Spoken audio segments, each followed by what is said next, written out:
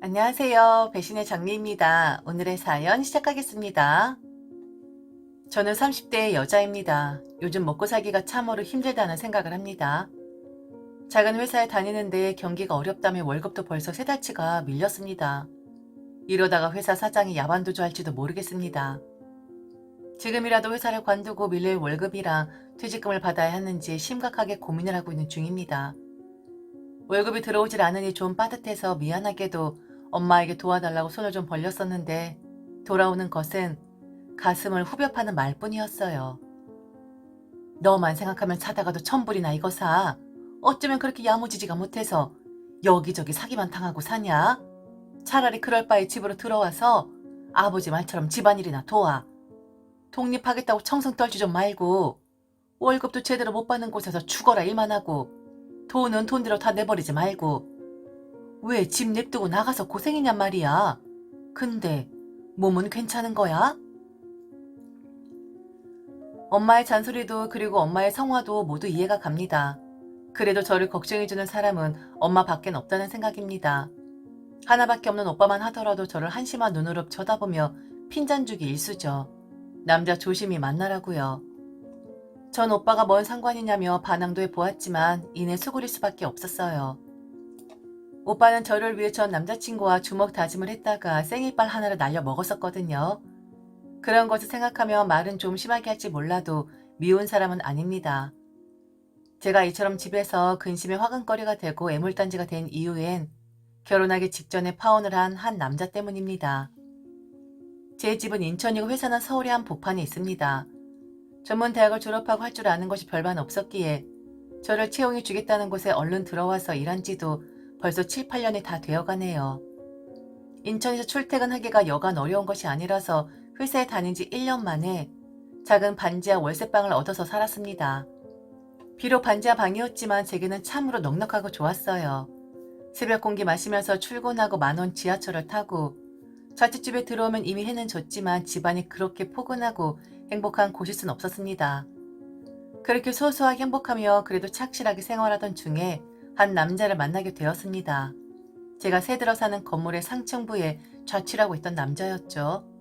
오며 가며 자주 마주칠 때마다 훤칠한 키에 좋은 인상의 남자였습니다. 그렇게 상층부 남자와 눈인사만 한 1년 정도 했었습니다. 출퇴근할 적에 오늘은 얼굴 한번 마주칠 수 있지 않을까 하고 기대하는 날들이 점점 늘어갔어요. 짝사랑의 감정이라는 것이 그러했던가 봅니다. 얼굴 한번 마주치고 싶고 그리고 내게 말 한번 걸어 주었으면 하는 그런 거 말이죠. 그렇게 스쳐 지나가기만 했었는데 어느 날 저녁 퇴근을 하고 집에 들어오는 길에 라면을 삼각김밥을 먹고 싶어서 편의점에 들렀는데 마침 그곳에서 그 남자와 마주치게 되었습니다. 그 남자는 맥주를 잔뜩 샀더라고요. 좁은 편의점 안에서 눈인사 대충 하고 저는 라면과 삼각김밥 사서 나오는데 그 남자가 저에게 말을 거는 것이었습니다. 밑에증 아가씨 맞으시죠? 한 1년 넘게 봐왔던 것 같은데 이웃 사촌끼리 맥주 한 캔 하시죠? 그거 라면이랑 김밥이랑 안주하면 되겠네요. 그날 편의점 앞 파라솔에서 그 남자와 맥주 한 캔 한 것이 인연의 시작이었습니다. 그 뒤로 저와 그 남자는 급속도로 가까워졌고 저는 꿈인지 생시인지 분간이 안 될 정도로 그에게 빠져들었습니다. 제 생애 첫 번째로 교제하는 남자였고 지난 1년간 대화 한번 해보기를 그렇게 원했던 남자였어요. 저는 정말이지 다른 여자들을 부러워할 틈이 없었습니다. 그 남자와 교제하기 시작하면서 엄마와 오빠에게도 남자친구 있다고 자랑도 했었습니다. 나이 28이 되어서 처음으로 남자를 만난다고 하니 엄마가 엄청 좋아하셨죠. 엄만 제게 이것저것 그 남자에 대해서 캐물었습니다. 나이, 직업, 집안 정도, 외모, 형제 관계 등등 호구조사가 시작되었습니다. 저는 그런 엄마에게 아직 알아가는 단계일 뿐이고 제대로 나도 아는 것이 없다. 그 정도로 너무 초반일 뿐인데 설레발 좀 떨지 말아달라 했습니다. 엄마는 알았다고 하면서도 제게 주의하라고 당부하였죠. 아무리 요즘 사람들이 자유분방하다고 하더라도 지킬 건 지킬 줄 알아야 한다면서요. 특히나 세상이 변했다 해도 여자들은 더 그러니 지금 혼자 자취하고 있는 거 마음에 들지 않지만 전화 더 자주 안 하면 바로 아빠에게 말해서 들어오게끔 한다는 어마무시한 말들을 하는 겁니다. 그 남자와 교제하고 나서 한참이 지난 뒤에 저는 그에게 어떤 일을 하는 사람이며 그의 부모님이나 형제 관계에 대해서 물어보았는데 그 남자는 제게 그러더군요. 그게 뭐가 중요하냐고요. 둘만 좋으면 다 아니냐고 하는데 그러면서 농담조로 말하더군요. 직업은 그냥 회사에 다닌다는 말뿐 어느 회사이며 무슨 일을 하는진 가르쳐주지 않았습니다. 다만 제 눈치껏 알아채는 수밖에 없었죠. 출퇴근은 항상 평상복을 입고 하는 것으로 봐서는 사무직은 아닌 것 같았지만 휴일에 데이트를 하면 항상 정장 차림으로 나오는 거 봐서는 회사에 다니는 것 같기도 하고 헷갈리더라고요. 제가 여러 번 궁금하다고 말해도 늘 장난스럽게 알아묻혀 보라느니 자신의 직업보다는 그 자체만으로 봐달라고 하면서 힌트조차 주지 않았었습니다. 저는 그러려니 하고 넘어갔어요.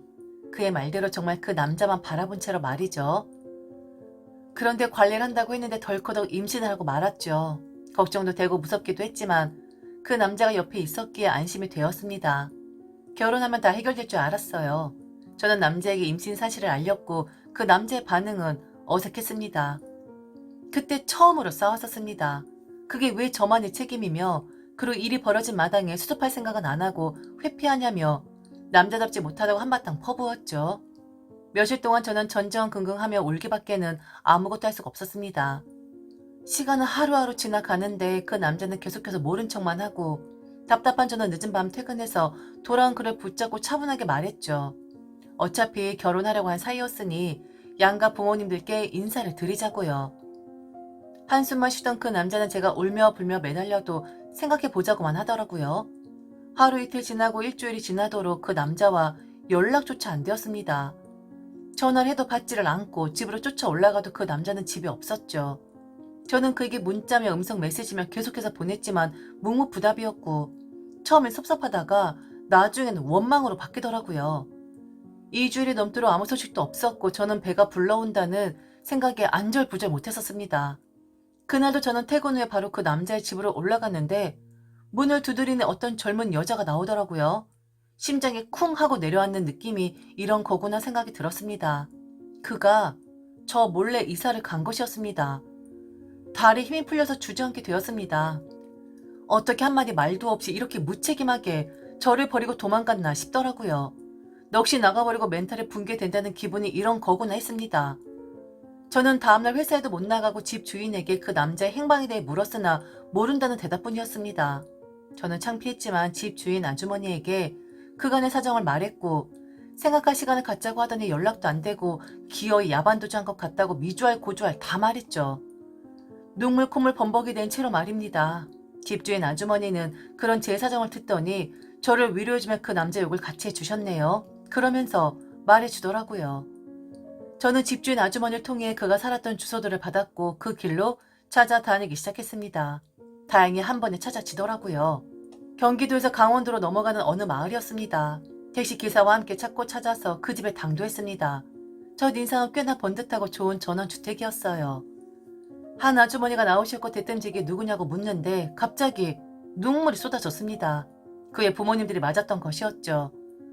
저는 집 안으로 들어가서 그간의 사정을 설명했고 그 남자가 종족도 없이 사라져 버렸기에 혼자선 도저히 어찌할 도리가 없어서 여기까지 왔다고 하였습니다. 그 이야기를 다 듣고 남자의 어머니가 그러더군요. 젊은 아가씨가 조심성이 그렇게 없어? 누구 신세 망치려고 그래? 막말로 아이 가진 게 내 아들 탓맛은 아니잖아. 안 그래? 조심하고 조심했었어야지. 서로 좋아서 그 짓거리 해놓고 임신했다고 내 아들만 잡으면 안 되지. 그리고 그런 일 있으면 알아서들 병원 찾아서 지우고 한다고 하던데 아가씨는 그런 노력도 안 해? 그리고 마지막으로 내 아들 아이가 확실하긴 한 거야? 그렇게 말씀하시는 건 아니죠. 책임을 지라는 게 아니라 저는 무책임하게 도망을 쳤다는 것에 대해 문제를 삼는 겁니다. 제 탓도 있지만 분명히 아드님 탓도 있는 거니까요. 그런데 말씀하시는 투를 보니 제 탓만 하시는 것 같군요. 우선 아드님의 이런 행동에 대해 사과 먼저 하셔야 하는 게 맞지 않을까요? 그게 부모님의 역할 아닐까요? 남자 어머니의 타박은 전혀 예상 밖이었고 그때 정말 사람이 무서운 거구나 하고 느꼈었죠. 그나마 남자의 아버지라는 사람이 말려주더군요. 그래도 여기까지 찾아온 것을 보면 오죽 답답해서 그랬겠냐며 아들에게 전화해보라고 했습니다. 남자의 어머니 마지못해 그 남자에게 전화를 했고 통화가 되었습니다. 제가 안 되는 곳으로 가서 통화를 하더니 제게 전화기를 내밀며 받아보라고 하더라고요. 수화기 너머로 거의 3주일 만에 그 남자의 목소리를 들을 수 있었습니다. 너 정말 머리가 닭대가리냐? 그 정도였으면 알아서 해야지. 돈 필요해? 수술하는 돈은 내가 마련해 준다니까. 당장 나와. 네가 무슨 염치로 우리 집을 찾아갈 수가 있냐? 너 진짜 무섭다. 너 우리 집 어떻게 알고 간 거야? 내 뒷조사라도 한 거야? 이윽고 그 남자가 저녁 늦게나 되어서 집으로 찾아왔습니다.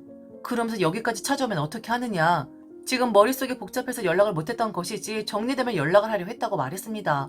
그런데 그 말을 듣는데 굉장히 화가 나더라고요. 내 꼴도 웃었지만 당신 꼴도 엄청 우스운 거 알아? 도망을 가는 게 아니라 해결을 했어야지. 지금 나가지고 장난하는 것도 아니고. 나도 오고 싶어서 왔겠니? 적어도 너의 심정이 어떤지 정도는 내게 말해주고 도망을 가서도 갔었어야 한 거 아니야? 나도 닭대가리지만 너도 만만찮게 닭대가리 짓한 거야. 남자는 아무 말도 못했고 그의 어머니는 놀란 듯이 입을 꾹 다물었습니다. 한참 정적이 흐르다가 그의 아버지가 말을 하더군요. 남자를 책망하면서 너를 이리 키우지 않았다. 남자가 책임져야 할 일이 있으면 응당 책임을 져야지.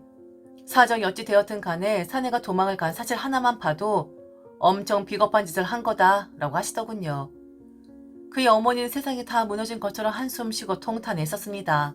그 남자 또한 평소와는 다르게 제가 너무 쌀쌀 맞았고 냉랭했고 나오는 말 족족 거칠게 표현하더라고요. 야, 너네 부모님 뭐 하시냐? 오빠도 한 명 있다면서 뭐 하는 사람이야? 집안 사는 거 어떠냐? 너 반지하에 사는 거 보면 안 봐도 훤하긴 할 텐데 빚이 엄청 많고 그래서 내가 갚아줘야 하는 건 아니지? 혹시 네 아버지 막노동 하시고 그런 거 아니야? 나 때리거나 그러진 않겠냐고. 지금 서로 길게 이야기해봤자 밀릴 것도 못 되고 서로 마음만 더 상해질 수 있으니 우선은 양가 부모님을 모셔놓고 이야기를 하자 했습니다. 수술하는 방법도 있겠지만 지우는 것은 불법이고 그렇게 할 수 없다고 말했죠. 저는 부모님께 찾아가서 그간 있었던 일을 잘 포장해서 말했어요. 좋아하는 사람이 생겼고 그런데 그 사람의 아이를 가졌다. 이 문제에 대해서 양가 어른들의 조언이 좀 필요하다. 그러니 서로 만났으면 좋겠다라고 말씀드렸습니다. 가족 모두 절 위로해 주었고 따뜻하게 다독여 주셨죠. 특히 평소에 무뚝뚝했던 아버지가 제 손을 붙잡아주며 눈물이 그렁그렁한 채로 말하더군요.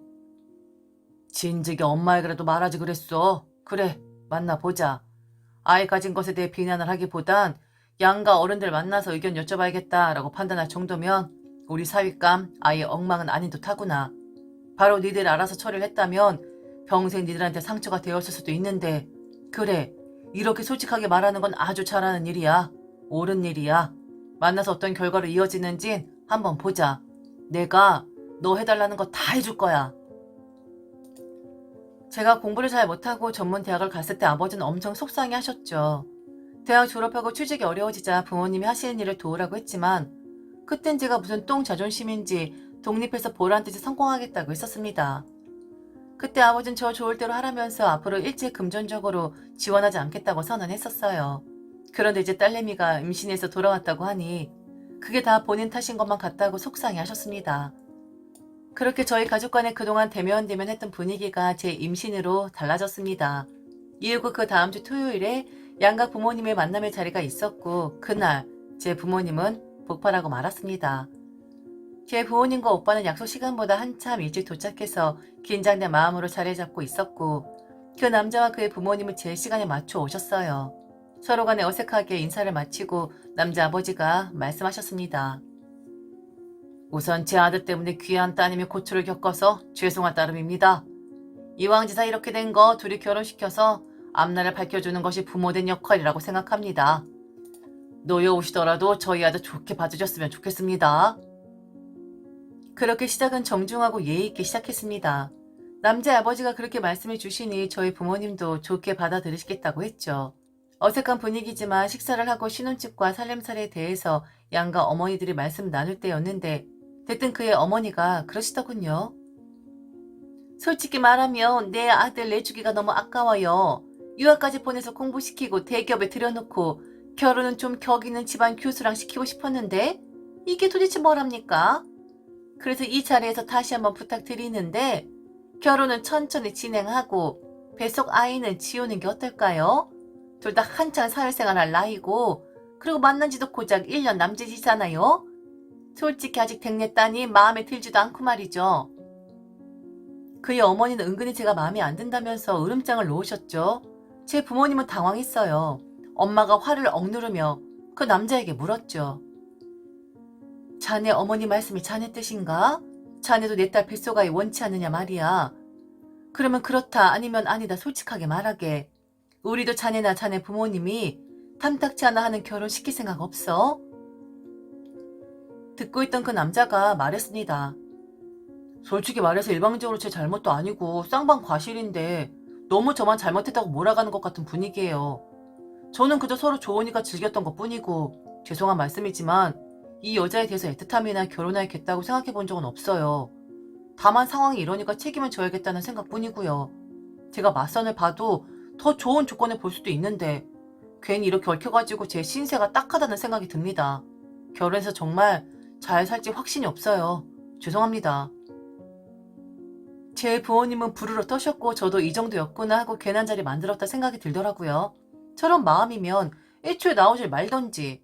오빠는 울그락불그락 거리며 당장이라도 상을 엎을 기세였고 그런 오빠를 아버지는 꽉 붙들어 매더라고요. 한참을 있다가 아버지가 말했습니다.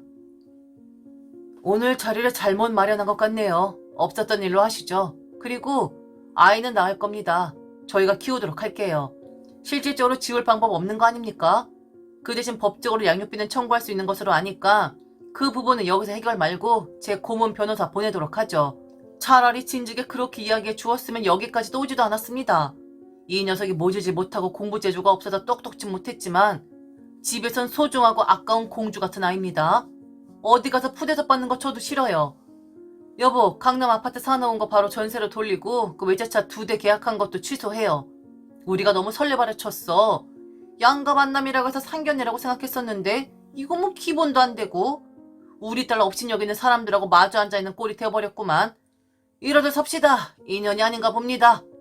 그렇게 엄마는 씩씩대고 있는 저를 우악스럽게 이렇게 세우려는데 그의 어머니가 당황한 목소리로 묻더라고요. 저도 좀 경황이 없어서 그런데 지금 강남 아파트랑 외제차 2대라고 이야기하셨어요? 그걸 혼수로 준비하셨다고요? 실례지만 무슨 일 하시는데요? 아들 말론 그렇게 풍족하지 않다고 들었는데요? 오빠가 화를 억누르며 대꾸해 주었습니다. 저희 부모님 경기도 쪽에서 주택 사업하시는 분들이에요. 작은 건설 회사인데 들어도 모르실 거예요. 주로 빌라랑 오피스텔 건축하시거든요. 그런데 없이 살진 않아요. 집이야 저희 집서 좋은 곳을 해주려고 생각했었고 댁내 아드님 출퇴근하기 좋게 강남 쪽에 깨끗한 아파트 부랴부랴 계약했네요. 그것도 웃돈 주고 말이죠. 그리고 요즘 잘 나간다는 외제차까지 덤으로 2대 계약해 두었는데 저희가 오버한 거죠 뭐. 동생 말론 그렇게 댁내 아드님이랑 부모님이 잘 해주신다고 입에 침이 마르게 칭찬해서 저희는 당연히 그런 줄로만 알았네요. 그리고 여단입니다만 동생이 원래는 부모님 회사에 들어가서 관리시키려고 했는데 부득불 부모님 도움 안 받고 독립해서 살고 싶다고 해서 취직도 자취도 알아서 한 것뿐이에요. 집안에 돈이 없어서 그런 게 아니라요. 애가 철도 없고 세상 물정 몰라 그리했던 거였습니다. 결혼 전에 독립적으로 살고 싶다고 해서 집에서 지켜만 보고 있었죠. 아무튼 더 잘 된 거죠. 뭐 빨리 알았으니까 하늘이 도왔네요. 그러면서 가정 모두 나가려는데 그 남자가 갑자기 잘못했다면서 제 부모님께 싹싹 비는 게 아니겠어요? 그때 오빠가 화가 나서 한 대 쳤습니다. 그러자 그 남자도 오빠에게 달려들었죠. 그러면서 오빠가 잘못 맞아서 앞니 하나가 부러졌죠. 저는 출산을 위해 다니던 직장을 관두고 집에 내려와서 준비하고 있었습니다. 그런데 하늘의 뜻인지 결국 아이를 잃고 말았습니다. 스트레스를 너무 받았었나 봐요.